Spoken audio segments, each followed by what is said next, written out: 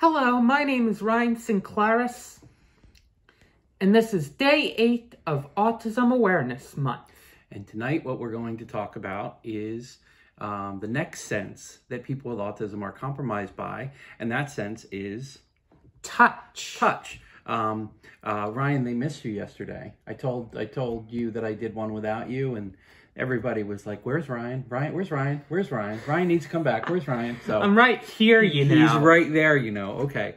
So the same way the sensory processing disorder affects sight and also sound, it also affects touch. The way the brain processes touch is very inconsistent and can be very frustrating for individuals with autism. Ryan, what types of touch things would put you in the yellow? Like if you got a new shirt, let's say. There's something on the back of my clothes that I don't like. It's called tags. Right. Whenever I try to get it off and check if I didn't make a hole in any of my clothes. Yeah, the tag on his back is irritating, and that's all that he tickles me a little bit. Yes, that's all that he can feel. That's all that he can concentrate on.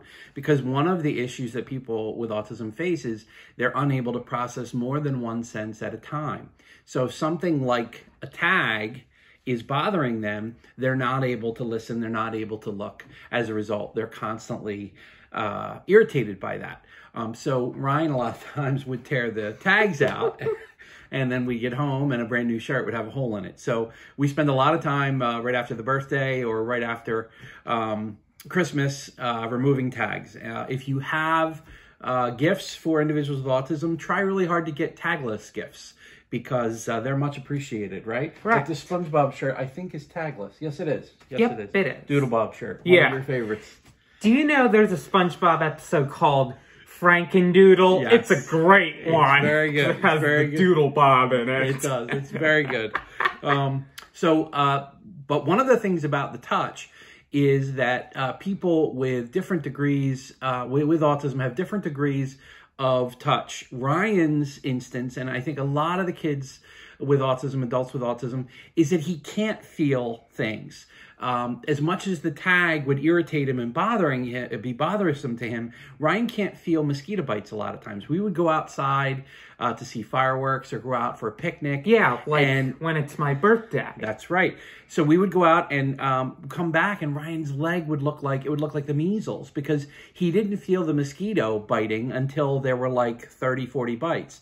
So that's something we have to be really conscious of. Also, when Ryan was little, he didn't used to hug. He used to do something like this. This is something I used to do to Daddy. Yes, what did you do?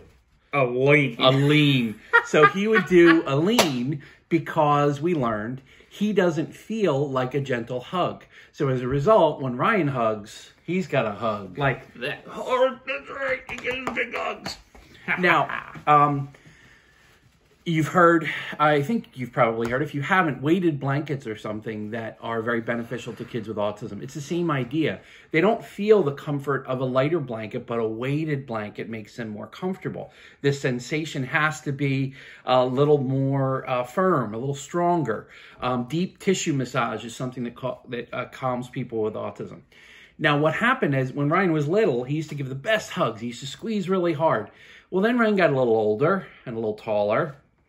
And hugs started meaning something different. So it was difficult for Ryan to not give a big hug because sometimes big hugs can be misinterpreted, misunderstood, inappropriate. So Ryan's had to learn about the circle of friends. The circle. Right? The circle of friends and family. Yeah. And do we hug people outside the circle of friends and family? Only if what? Well, here's the thing about it. Yes. This happens only if there's a special occasion Right. for when somebody gives you the signal. Gives you the hug cue. I try to stop and think and decide Yes. for a moment. So a lot of times at school, instead of hugs, which he would love to give just because he's very friendly and he likes hugs, he does a lot of fist pump, pumps. or with coronavirus, we've been doing elbow bumps, right? Yeah, like I did to Evie. Evie, you do the elbow bump, exactly. Or high fives. Exactly right. So it's something to be conscious of when an individual with autism, let's say an adult with autism, you give the hug cue and they come in for a hug and they may hug really strong. Don't misunderstand it as a pass or something like that or inappropriate. It's probably the way they hug, or the hug might be very slight. And that's not something necessarily that means that they don't like you, but it's they don't feel the comfort of a gentle hug. I remember one time when Ryan was, we were at Sunnybrae Little League, and Ryan was scootering, and he fell really hard.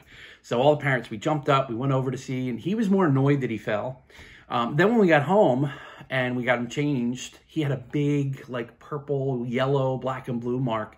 It really hurt him. So that's another thing to be conscious of. Sometimes they may be more hurt than they actually are letting on. I remember one time Ryan was just annoyed and he was being irritable, and I was so frustrated with him, and I got angry with him, and he held up his hand, and there was a bee hanging out of his hand with a sting in his hand. So he wasn't running screaming like another child would, but it was enough. It was only enough to kind of irritate him a little bit. Anything else you want to tell them about touch? What's another thing about touch? Oh, I thought of one. What? If you have a young child with autism and you're calling their name and they don't respond, a gentle touch will probably help get their attention. Of course. Also, if you have an individual who's in the yellow, maybe even the red, sometimes a touch can help snap them out of it, but it's got to be the touch the right way. It's got to be eye contact, maybe the hands gently. Even though initially they might pull back, the touch will be the sense that overrides whatever's going on in their head and will calm them down and make them feel better. Yes. Very good. You want to tell them what you did today? Well, Yesterday and today. It rhymes with schmo the schmo. oh, have you heard about this? My dad normally gets to mow the lawn. When I was little, I didn't know how to do it. Then one time, I saw Evan do it. And then another time, I got to do it all by myself, just like a grown-up. So he's been mowing the lawn for, I guess, probably 2 years now, and he loves it. He loves the pattern, the routine. He's very good at it. And so yesterday and today were the first time we mowed the lawn. Yep. First in the back. Oh, wait a minute. First in the front and first in the back. Second in the back. Second in the back. That's very good. Yes, it's That just was one of my the things first time he loves ever to do. Of 2020. Yes. All right, is that good? Yep.